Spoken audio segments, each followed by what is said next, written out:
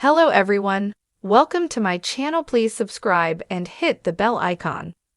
Paramount Plus and Taylor Sheridan reportedly on collision course as new owners look to cut streaming budgets.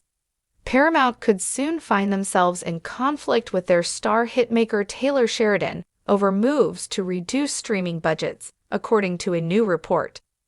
After making a transition into screenwriting with Denis Villeneuve's crime thriller Sicario, Sheridan created the neo-Western drama Yellowstone for Paramount, beginning a fruitful working relationship with the company and becoming their principal hitmaker. Sheridan created 7 TV shows between 2018 and 2024, with the 8th and most recent, Landman, debuting in November 2024, and his works are among the most successful on Paramount Plus.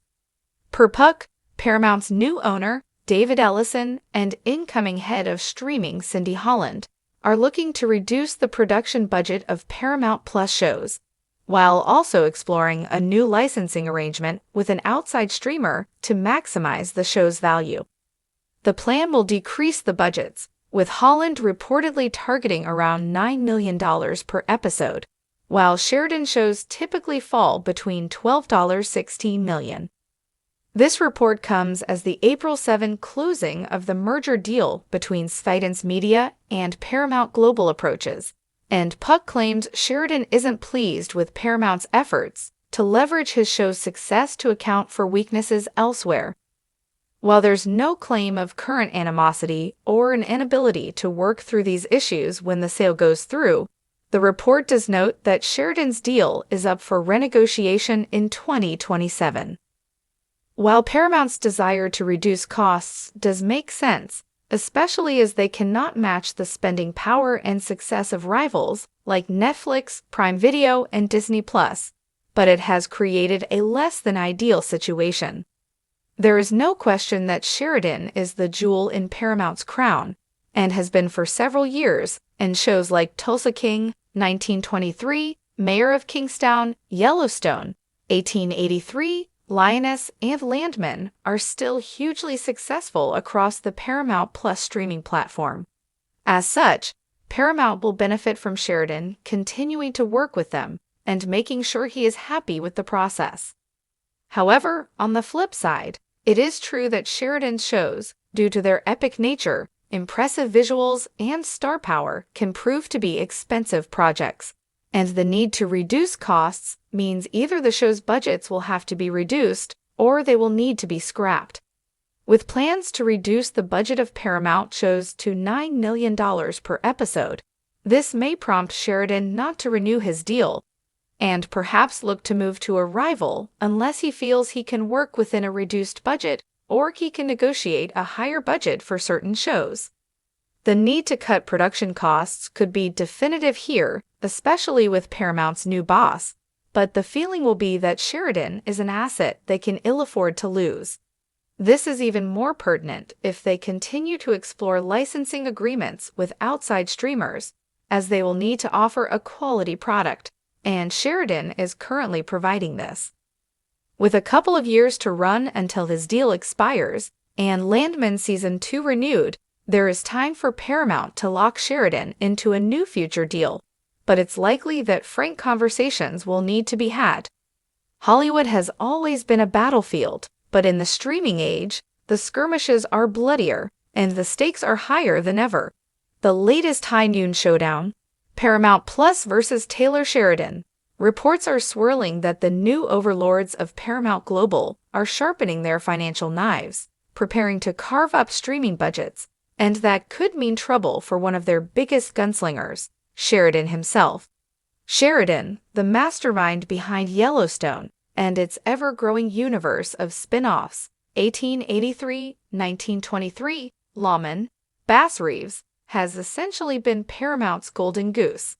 His deal with the company is one of the most lucrative in the industry, reportedly worth upwards of $200 million. That kind of money made sense when Yellowstone was at its peak, generating massive ratings and giving Paramount Plus a much-needed foothold in the streaming wars.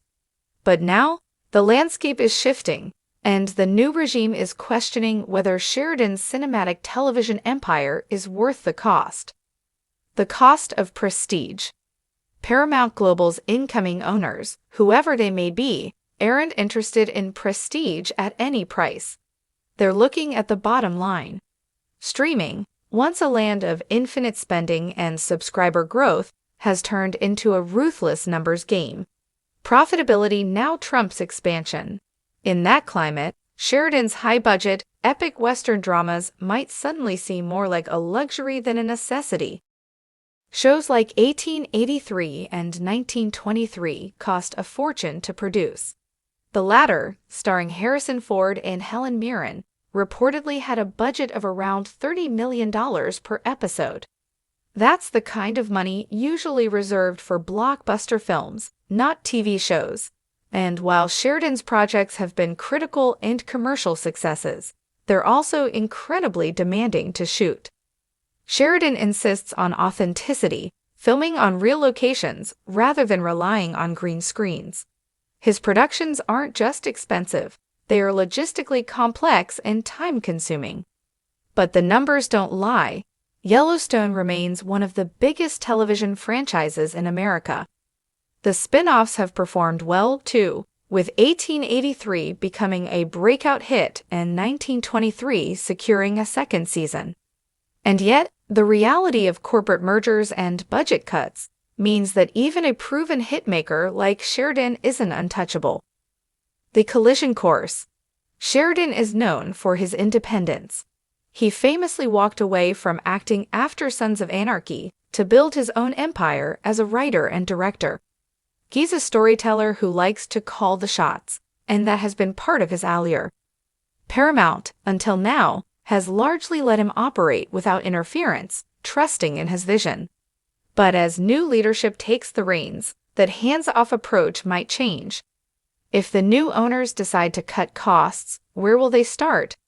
Will they pressure Sheridan to lower budgets, to produce fewer shows, or, worst of all, could they scale back his deal entirely?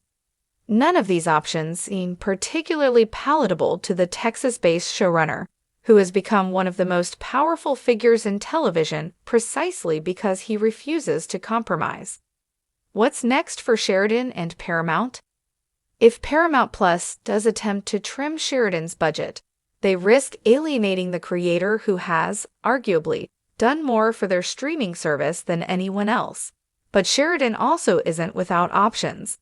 His work is in high demand, and if Paramount Plus starts tightening the purse strings too much, it's not inconceivable that he could take his talents elsewhere.